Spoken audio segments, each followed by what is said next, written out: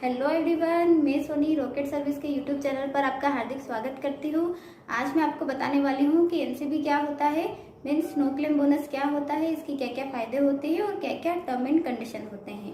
तो आप लोगों में से कई को पता होगा कि एनसीबी क्या होता है, पर आज इसके बारे में हम थोड़ा सा डिटेल में बात करेंगे कि इसके क्या क्या और फ़ायदे होते हैं। जैसे कि आप नई गाड़ी खरीदते हैं तो एक इंश्योरेंस की बड़ी रकम आपको चुकानी पड़ती है।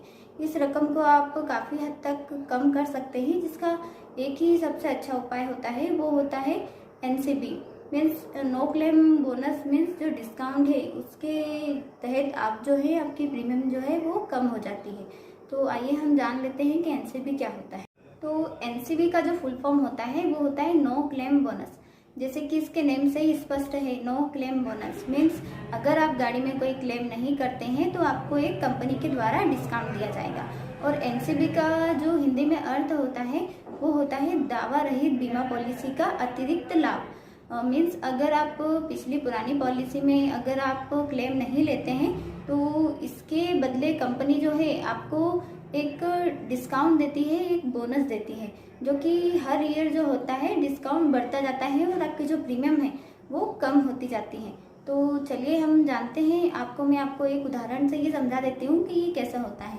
मान लीजिए मई 2019 में आपने एक गाड़ी ली थी, तो मई 2020 तक आपने जो है गाड़ी में एक भी बार क्लेम नहीं लिया है और आपने गाड़ी को सुरक्षित वे में चलाया है। तो इसके अतिरिक्त जो है बीमा कंपनी जो है आपको एक नो क्लेम बोनस प्रोवाइड करवाएगी, जिसके अंदर जो है आपको डिस्काउंट मिलेगा और आपकी जो प्रीमियम का रेट है वो थोड़ा सा कम आएगा। चलिए इसका एक उदाहरण से हम समझते हैं एनसीबी को, कि मान लीजिए आपने एक कार ली थी, उसकी जो कीमत है 5 लाख है, मीन्स मार्केट जो प्राइस है उसकी 5 लाख है। उसके बाद आपका जो प्रीमियम आ रहा है वो 18,000 आ रहा है, मीन्स 16,000 तो आपका ओडी प्रीमियम आ रहा है, प्लस 2,000 जो है आपका थर्ड पार्टी प्रीमियम आ रहा है। जो एनसीबी का जो डिस्काउंट हमें मिलता है वो ओनली ओडी प्रीमियम पर मिलता है। तो 16,000 जो है आपका ओडी प्रीमियम है। तो मान लीजिए कि आपने कंटिन्यू 2 साल आपने बीमा पॉलिसी में एक भी बार क्लेम नहीं करवाया, तो कंपनी जो है आपको 25% का एनसीबी का डिस्काउंट देगी। तो 16,000 का जो हमारी ओडी प्रीमियम है, इसका अगर हम 25% निकालेंगे तो इसका 4,000 आएगा आपका। तो 16,000 में से आप 4,000 माइनस कर देंगे तो आपका आएगा 12,000, और 12,000 प्लस 2,000 जो कि आपके ट्रिपी प्रीमियम के, मीन्स आप इंश्योरेंस करवाएंगे तो आपका सिर्फ जो है 14,000 ही आपका प्रीमियम लगेगा।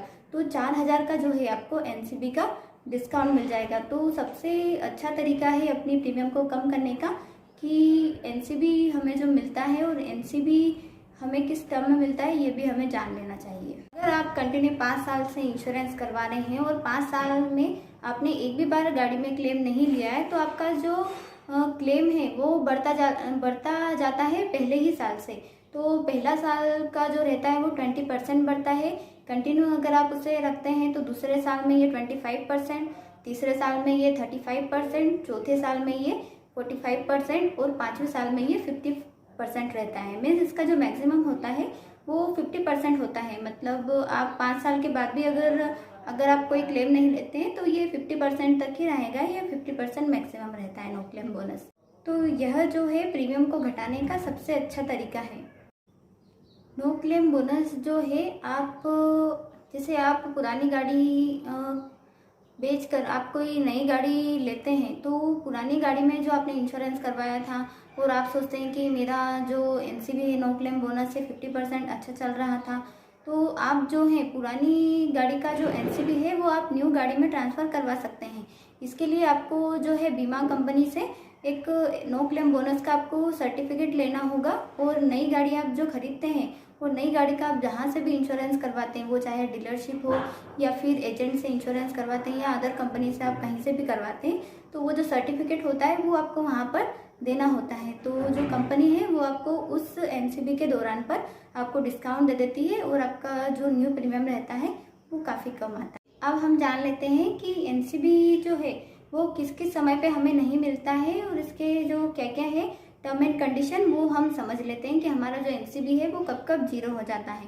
तो चलिए हम जान लेते हैं। पहला पॉइंट जो होता है कि अगर आप अपनी कार में या आपकी कोई दूसरी भी गाड़ी है उसमें अगर आप क्लेम ले लेते हैं, वो क्लेम चाहे छोटा से छोटा हो या बड़ा से बड़ा हो, तो भी कंपनी जो है वो आपका नेक्स्ट ईयर जो आपका जो भी नो क्लेम बोनस रहेगा वो वापस ज़ीरो कर देगी।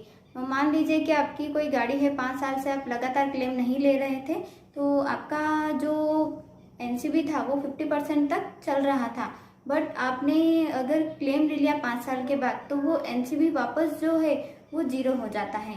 तो एनसीबी जो रहता है अगर आप क्लेम ले लेते हैं तो वापस ज़ीरो हो जाता है। कारण यह है कि अगर आपकी गाड़ी का बीमा ख़त्म हो जाता है और अगर आप इसको 3 महीने के अंदर अंदर मीन्स अगर 90 दिनों के अंदर अंदर आप बीमा इसका नहीं करवाते हैं तो भी आपका जो एनसीबी है वो ज़ीरो हो जाता है। अब तीसरा कारण हम समझते हैं। तीसरा कारण यह होता है कि ट्रांसफ़र ऑफ ऑनरशिप मीन्स अगर एक व्यक्ति के नाम से अगर दूसरे व्यक्ति के नाम से आप गाड़ी करवाना चाहते हैं तो इस कंडीशन में भी जो है आपका एनसीबी जो है वो ज़ीरो हो जाता है।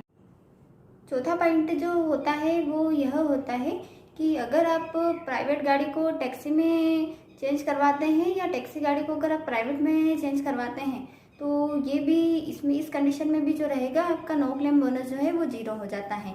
और पांचवा पॉइंट जो होता है, जैसा कि मैंने आपको बताया था कि आपकी पुरानी गाड़ी का जितना भी नो क्लेम बोनस है वो आपको नई गाड़ी पे मिल जाता है। तो इसका एक टर्म एंड कंडीशन यह होती है कि आपको जो है 3 साल के अंदर अंदर ही आपको नई गाड़ी लेनी होती है। अगर आप 3 साल के अंदर नई गाड़ी नहीं लेते हैं तो आपका जो एनसीबी होता है फिर वो ज़ीरो हो जाता है। ठीक है दोस्तों, आज के लिए सिर्फ इतना ही। मैं कल फिर लौटूंगी कुछ नए वीडियो को लेकर। अगर मेरा आज वाली वीडियो आपको यूज़फुल रहा हो या फिर आपको पसंद आया हो तो प्लीज़ लाइक करना ना भूलें, कमेंट और शेयर करना भी ना भूलें। मैं कल फिर लौटूंगी एक नए वीडियो को लेकर। तब तक के लिए धन्यवाद।